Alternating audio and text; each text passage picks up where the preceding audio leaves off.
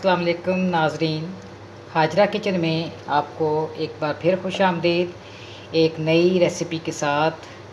आज हम बनाने जा रहे हैं पालक कोफ्ता। बहुत मज़ेदार सी रेसिपी है। यकीनन कुछ लोगों ने अभी नहीं खाई होगी, कुछ लोगों के लिए ये एक नई डिश है। उम्मीद है जब आप बनाएंगे तो आपको बहुत पसंद आएगी। अपनी रेसिपी का आगाज़ करते हैं। मैंने तकरीबन आधा किलो के करीब पालक लेके उसको मैंने धो लिया। धोने के बाद मैंने इसको बारीक बारीक चॉप कर लिया है। अब मैं इसको एक बाउल में डालने जा रही हूँ। उसके अंदर मैंने थोड़ा सा हरा धनिया, उसको भी अच्छी तरह से साफ़ करके पालक के अंदर डाल दिया था। अब मैं इसके अंदर डालने जा रही हूँ तकरीबन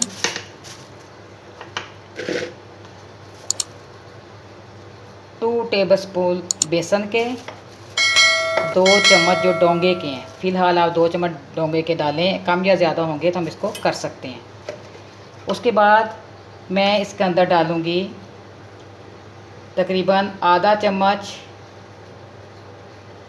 ज़ीरा, आधा चम्मच या 1 चम्मच साबुत धनिया, 2 या 3 हरी मिर्चें या अकॉर्डिंग टू योर रिक्वायरमेंट, या अपने काट के इसके अंदर सारी चीज़ें मिक्स कर देंगे।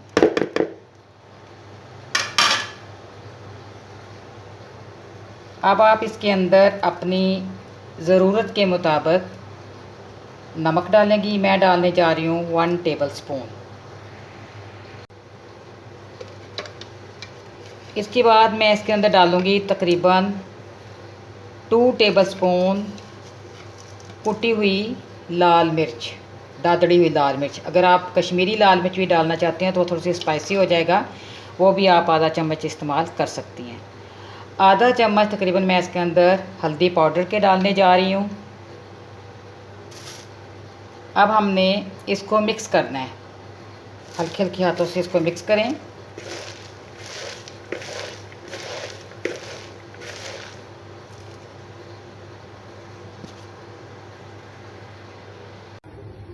ओके जी, पालक के अंदर मैंने आपको बताया था कि आपने 2 डोंगे के चम्मच बेसन के डालने हैं, लेकिन उसका बेहतरीन कुलिया ये है कि आप देख लें कि उससे कम या ज़्यादा भी हो सकते हैं। जैसे मैंने अभी जब इसको मिक्सअप किया है तो मैंने 2 डोंगे चम्मच और डाले हैं। अब यहाँ से आप देखें मेरा कोफ्ता आसानी से तैयार है, तो मैं इसको कम या ज़्यादा, या आप भी इसको कम या ज़्यादा कर सकती हैं।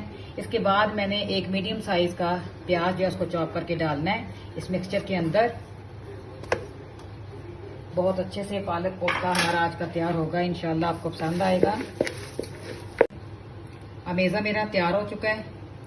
अब मैं इसके कोफ्ते बनाऊंगी। बॉल्स की शक्ल में मैंने इसको हल्के हाथों से, बिल्कुल आपने सॉफ्ट हैंड के साथ कोफ्ते जो वो तैयार करने हैं, जैसे हम मीट बॉल तैयार करते हैं या चिकन के कोफ्ते। ये देखें, मैंने सारे कोफ्ते बना लेने हैं। उसके बाद आगे क्या करना है कि मैं आपको बताती हूँ।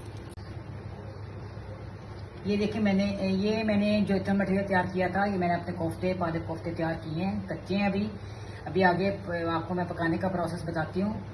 इन कोफ्तों को हम थोड़ी देर के लिए फ्रिज में रखेंगे ताकि ये अपनी जगह ले लें। अब मैंने एक पैन के अंदर, एक डेगची के अंदर हाफ से थोड़ा सा कम मैंने पानी डाला है। इसको बॉयल होने के लिए रखा है। बॉयल होना शुरू हो गया है। अब मैं उसके ऊपर स्टीमर रखूँगी, जो आम घर में हम इस्तेमाल करते हैं जब हमने चावल वगैरह बॉयल करने हों या फिर सब्जियाँ वगैरह बॉयल करनी हो। उस स्टीमर को मैं इसके ऊपर रखूँगी।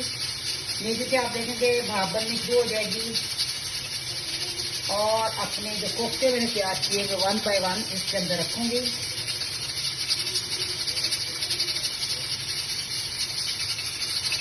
सारे कोफ्ते मैंने स्टीमर के अंदर डाल दिए हैं। दूसरी साइड से मैंने मसाला बनने के लिए रखा है। उसके अंदर मैंने 1 बड़ा प्याज, 1 टमाटर और हाफ चम्मच जो सारे मसाला जात के डाल के 1 चम्मच अदरक लहसुन का डाल के मैंने इसको स्टीम के ऊपर चढ़ा दिया ताकि मैं इसकी ग्रेवी भी साथ ही तैयार कर सकूँ। स्टीमर में जब स्टीम आनी शुरू हो गई है तो मैंने इसको ऊपर हल्के से कवर कर देना है। तकरीबन 10 मिनट तक मैंने इसको फुल आँच पे जो है वो इसको स्टीम देनी है। 10 मिनट के बाद मैं इसको पलट के देखूँगी कि इसकी क्या पोजीशन बन रही है।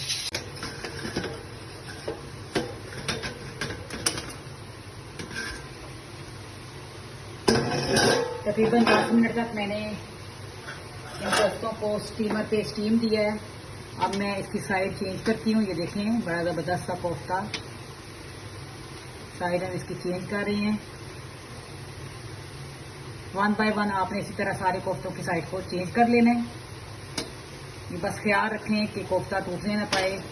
ये अब आप पे डिपेंड करता है आपने इसको किस तरीके से चेंज करना है, बल्कि सॉफ्ट हैंड से आपने इसको चेंज करना है। और दोबारा से फिर इसको सारे कोफ्तों को 1 बाय 1 टर्न करने के बाद आपने दोबारा से इसको 10 मिनट के लिए या 5 मिनट, अब 5 मिनट काफी है, 5 मिनट के लिए दोबारा इसको स्टीम दे दें।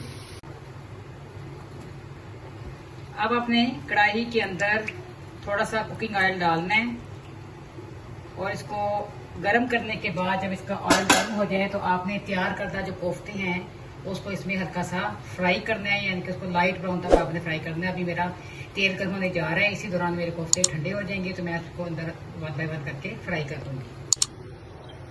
ओके जी, ऑयल जो है वो गर्म हो चुका है। लाइट को मैंने आंच को मैंने लो कर दिया है मीडियम फ्लेम के ऊपर। मैं इसको हल्की आंच पे फ्राई करूंगी कोफ्तों को। फ्लेम को मैंने लो कर दिया है क्योंकि मैंने प्री हीट किया हुआ था इसको, बल्कि लो फ्लेम पे भी आप इसको बनाएं। कुछ कोफ्तों को मैंने फ्राई होने के बाद निकाल लिया है। अब मैं इसके अंदर जो बाकी रह गए हैं वो फ्राई करूंगी। लाइट ब्राउन कलर करना है आपने, गोल्डन ब्राउन कलर। ये देखिए इस तरह का। ये देखिए जी, सारे कोफ्तों को मैंने अच्छे तरीके से लाइट ब्राउन कर लिया है। अब मैं ग्रेवी, जो ऑयल आपने यूज किया है वो मैं पहले भी आपको कहते हैं ऑयल को ज़ाया ना किया करिए। जिस ऑयल के अंदर मैंने इन कोफ्तों को फ्राई किया था उसी ऑयल को मैं एक देगची में ट्रांसफर करने जा रही हूँ। ये देखें। और उसके अंदर जो मैंने मसाला तैयार किया था ग्रेवी के लिए, मैंने आपको पहले बताया था, 1 बड़ा प्याज, 1.5 टमाटर, 1/2 tablespoon red chilli flakes, 1/2 tablespoon हल्दी, 1/2 टेबल स्पून धनिया पाउडर और 1 to 2 टेबल स्पून अदरक लहसुन का पेस्ट डाल के मैंने इसी तरीके से इसको स्टीम कर लिया था। नमक मैंने इसके अंदर नहीं डाला क्योंकि पालक में भी नमक होती है, मटेरियल में भी मैंने नमक डाला हुआ है जिसके कोफ्ते बनाए हैं। तो मैं बाद में चेक करूंगी आया मुझे मजीद नमक की जरूरत है या नहीं है। इसको मैंने इसके अंदर डाल के अच्छे तरीके से इसको भून के इसका मसाला तैयार कर लेते हैं। मसाला ये देखें तकरीबन हमारा तैयार हो गया है। प्याज अच्छे तरीके से भुन गया है, ऑयल उसने छोड़ दिया है। हमने इसके अंदर 1 टेबल स्पून में सॉरी चौबे का चम्मच मैंने 1.5 जो है वो दही का डाल दिया। इसको अच्छे तरीके से मैंने मिक्स करना है मसाले के अंदर।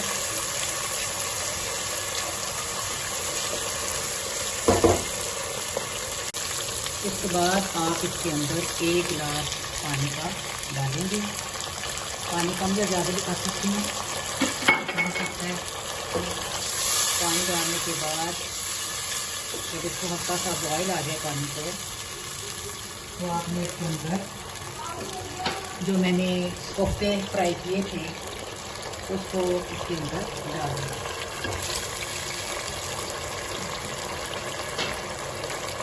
ये कोफ्ते को मैंने डाल दिया और ऊपर से मैंने पैन को कवर करने के बाद मीडियम फ्लेम के ऊपर मैंने अब इसको पकाना है।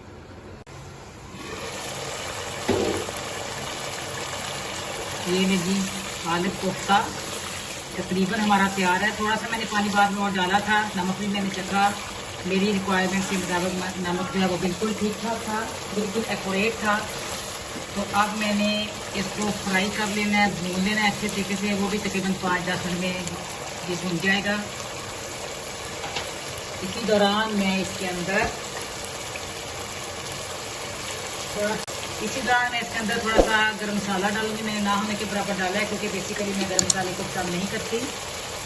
अब सालन जो है मेरा तैयार है। ये देखिए कितना ज़बरदस्त सा कलर आया है कोफ्तों का और ग्रेवी का, कितना ज़बरदस्त कलर है।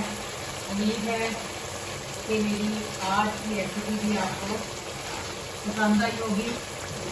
अभी मैं आपको दिखाती हूँ। ये देखिए कितना अच्छा लग रहा है विद ग्रेवी। पालक कोफ्ता। उम्मीद है मेरी रेसिपी आपको पसंद आई होगी। अपनी दुआओं में याद रखें। मेरे चैनल को सब्सक्राइब करना मत भूलें। इंशाल्लाह अगली रेसिपी तक इजाज़त दें, फिर मिलेंगे। अपनी फैमिली के साथ हमेशा खुश रहें। Stay blessed always. अल्लाह हाफिज़।